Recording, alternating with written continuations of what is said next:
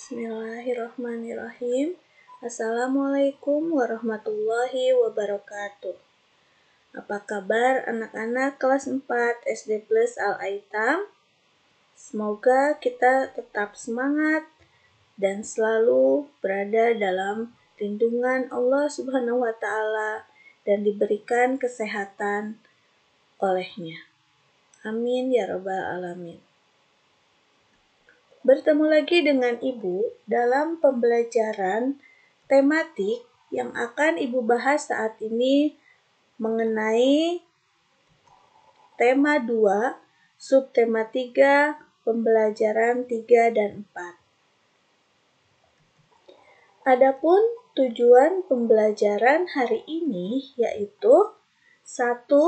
Mengetahui jenis-jenis energi alternatif. 2. Membuat teks petunjuk. 3. Menceritakan pelaksanaan hak dan kewajiban di masyarakat.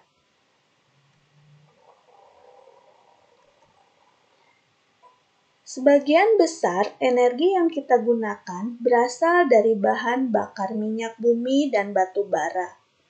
Bahan bakar itu disebut bahan bakar fosil karena berasal dari makhluk hidup.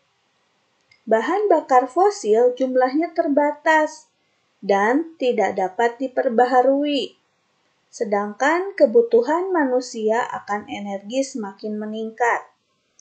Salah satu cara menghemat bahan bakar fosil adalah menggunakan energi alternatif.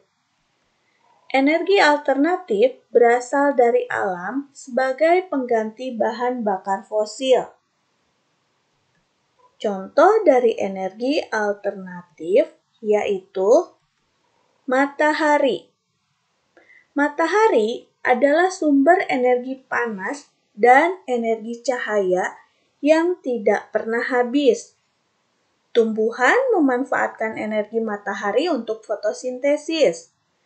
Manusia memanfaatkan energi matahari, salah satunya untuk memanaskan air dengan alat panel surya. Panel surya dapat menyerap panas matahari bahkan saat cuaca mendung. Pernahkah kamu mendengar mobil, kompor, atau kalkulator bertenaga surya? Nah, benda tersebut adalah contoh benda yang memanfaatkan energi cahaya matahari sebagai sumber energi. Selain matahari, energi alternatif juga berasal dari air.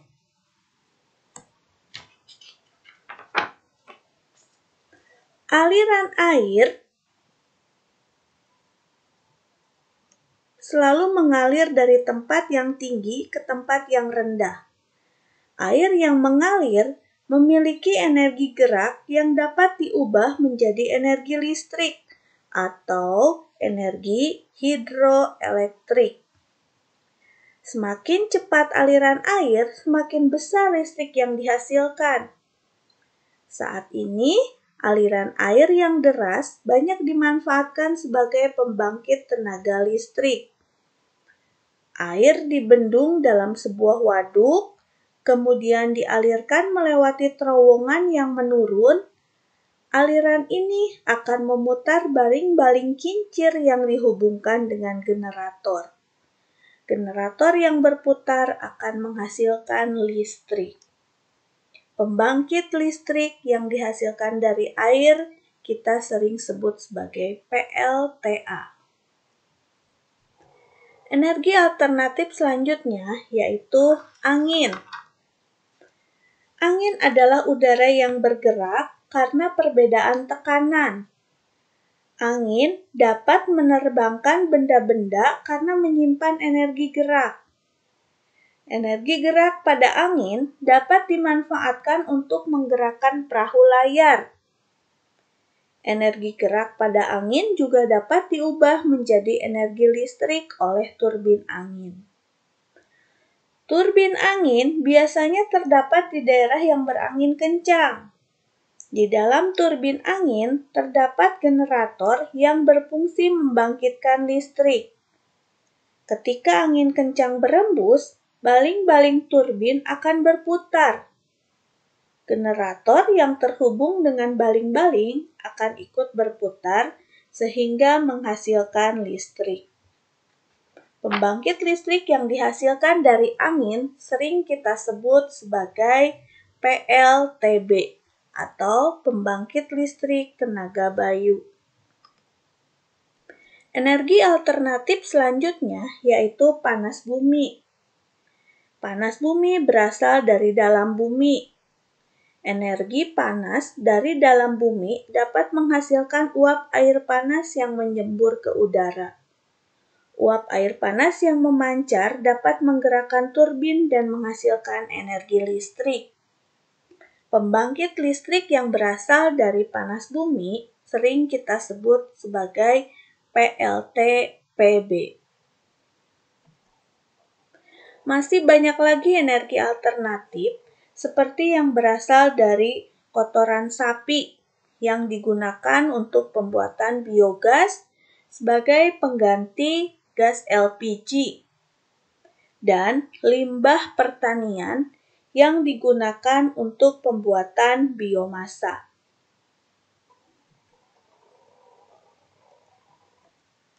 Adapun tumbuhan yang biasa digunakan sebagai sumber energi alternatif yaitu tebu. Selain menghasilkan gula, tebu juga bisa menggantikan BBM berupa bioetanol. Selain berasal dari tebu, bioetanol juga dihasilkan dari sagu. Sagu ini merupakan makanan pokok bagi masyarakat Papua dan Maluku. Bioetanol digunakan sebagai pengganti bahan bakar bensin. Selanjutnya, ada bunga matahari. Bunga matahari bisa diolah menjadi bahan bakar berupa biodiesel. Selain dari bunga matahari, buah jarak juga dimanfaatkan sebagai bahan bakar pengganti solar atau biodiesel ini.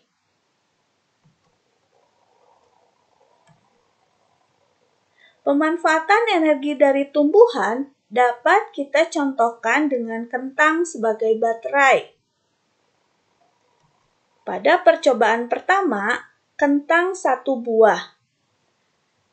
Langkah-langkah yang dapat kita lakukan yaitu langkah pertama, bersihkan permukaan kentang dan tusukkan lempengan seng dan tembaga ke dalam umbi kentang dengan jarak kurang lebih 3 cm.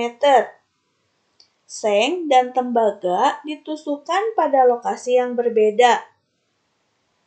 Langkah kedua, hubungkan kabel dan lampu ke masing-masing lempengan tersebut. Langkah ketiga, jika lampu belum menyala, balikan kabel atau tempat lempengan. Jika tetap tidak menyala, tambahkan kentang untuk meningkatkan daya listrik. Jika kentangnya lebih dari satu, langkah percobaan yang akan kita lakukan yaitu langkah ke-1. Lempengan seng pada kentang pertama dihubungkan ke bagian positif lampu. Lempengan tembaga pada kentang pertama dihubungkan ke lempengan seng pada kentang kedua. Langkah kedua, lempengan tembaga pada kentang kedua dihubungkan ke lempengan seng kentang ketiga. Langkah ketiga, lempengan tembaga ketiga dihubungkan ke bagian negatif lampu.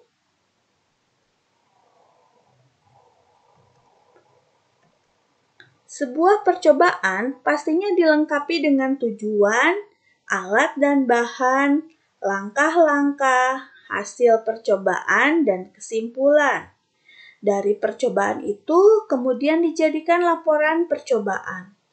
Adapun langkah-langkah dalam percobaan dinamakan teks petunjuk suatu percobaan.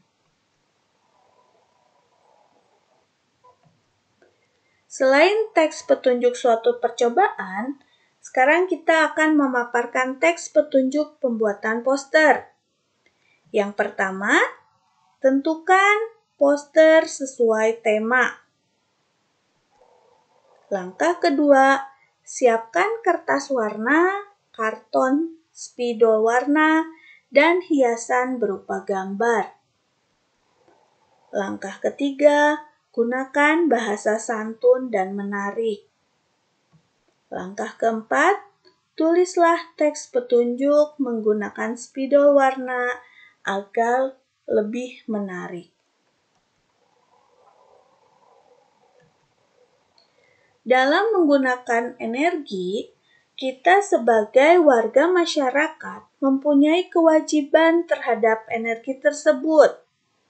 Kewajiban di masyarakat terhadap sumber energi, pertama, menggunakan energi secara bijak, berinovasi dalam menciptakan energi alternatif, memastikan penggunaan energi secara efisien dan efektif, tidak berlebihan dalam menggunakan peralatan yang memerlukan energi, dan menghemat penggunaan energi.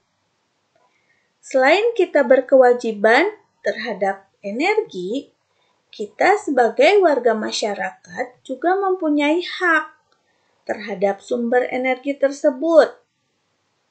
Hak di masyarakat terhadap sumber energi diantaranya kebebasan dalam menggunakan energi, mendapatkan kemudahan dalam melakukan inovasi energi alternatif, terpenuhi kebutuhan akan berbagai jenis energi, dan terhindar dari kelangkaan energi.